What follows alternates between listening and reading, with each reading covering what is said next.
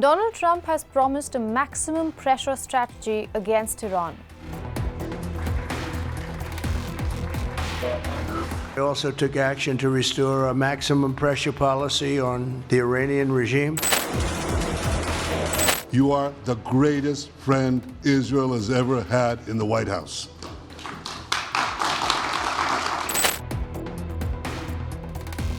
فشار حداکثری یه تجربه شکست خورده است و The U.S. president has consistently claimed that Iran was weak under his first leadership, that it had no money to fund its proxies and no power to challenge Israel. But let's do what we always do, ask some questions.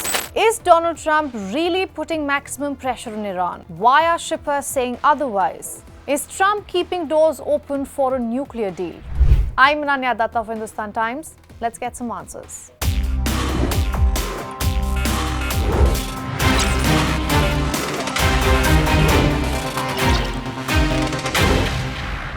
The U.S. president has signed a national security memorandum to enforce maximum pressure policy against Iran. But he did not elaborate on what could follow. All he said was the measure would be tough and he's quote-unquote unhappy about signing it.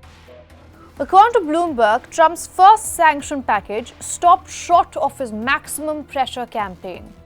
Yes, it affects some containers, but it is far short of what Trump has been talking about during campaigning and subsequently his time at the Oval Office.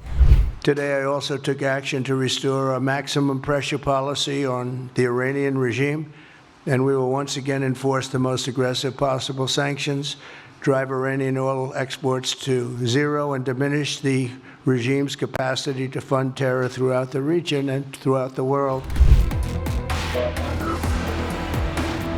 In the days leading up to Trump's inauguration on January 20th, shipping executives and oil traders had been nervous. They were expecting heavy sanctions that were aimed at crippling Iran, but the shippers were used as collateral damage. However, the move has affected merely 3 vessels. First is CH Billion, a 21-year-old oil tanker that flies under Panama's flag. Last year, it took over 700,000 barrels of Iranian crude to China and other regions. After Joe Biden imposed sanctions against Moscow's fleet, the CH Billion was also used as a replacement to ferry barrels from a Russian port. The 2 other tankers affected are Panama-flagged Geo and Hong Kong-flagged Star Forest. Separately, Comoros-flagged tanker Siri was singled out and accused of operating under a disguise after its Iranian owner falsified documents and passed it off as another tanker. Now, these so-called ghost fleet were the obvious target. All of us expected it. They are managed by Iran but operate with their transponders off, fly other states' flags and register in third countries, all to export Iranian oil. I think that Mr. Trump is playing a double game. This has been going on for a while, the policy of pressure and negotiation or stick and carrot. So at the same time, he is making this maneuver in order to push Iran to sit at the negotiating table.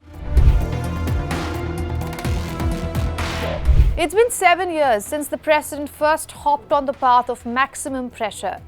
And what we have seen so far are some classic sanctions that come from Trump's old playbook. It started with Trump unilaterally abandoning a nuclear deal with Iran in 2018. It was known as the JCPOA, where 5 countries, China, Russia, the UK, France, Germany, and obviously United States, limited Tehran's nuclear program in exchange for a removal of sanctions. Trump's withdrawal was followed by some of the harshest ever sanctions on Iran, something Tehran claims has failed to deter. The ties complicated further when Trump greenlit the assassination of Iran's top general, Qasem Soleimani. At the time, a US-Iran war seemed very real. But rather than a full public revenge, Tehran resorted to domestic changes and regional brotherhood. Cut to today, Trump has been talking about maximum pressure yet again, but has struck a milder tone. Every time he has spoken about Iran in the last odd 1 month, he has stressed that his only priority is that the Middle Eastern country does not obtain a nuclear weapon. Apart from that, he hopes for growth in Iran. I hope that it's not going to have to be used in any great measure at all. It'd be great if we could have a Middle East and maybe a world at total peace. We don't want to be tough on Iran. We don't want to be tough on anybody, but they just can't have a nuclear weapon. Knowing Trump, we can't really take what he says at face value. He's talking about fresh dialogue as well as sanctions, and Iran seems to be prepared for both. War is not in our interest. We are not seeking nuclear weapons.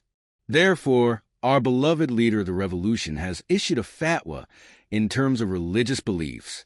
Even those who claim that they want to do this cannot lead us to nuclear weapons in this country, because in the doctrine of the Islamic Republic of Iran, the massacre of innocent people is absolutely unacceptable. As you heard, Iran says it has no intention to produce a nuclear weapon, but in reality, Tehran has not shut that door. Iran is now enriching uranium up to 60%. A short technical step to the above 90% required for a bomb. According to global watchdogs, it also has enough fissile material for multiple bombs. Then, of course, there is Iran's main weapon on the diplomatic table, its large oil reserves. The country is part of OPEC, Organization of the Petroleum Exporting Countries, which is a group of world's biggest oil producers. Iranian President Masoud Pezeshkian has already urged OPEC members to unite against possible U.S. sanctions. The centrist president is choosing regional diplomacy over Western appeasement. So where does this leave Trump and U.S. ally Israel? Well, still with the upper hand. The U.S. has the power and the money to control its allies and bully smaller nations.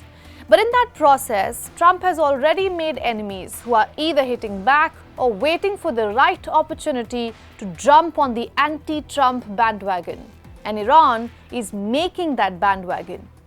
Trump is trying really hard to extend his America First policy into the Middle East. But apart from Israel, who is joining him? The answer may lie in what Iran does next.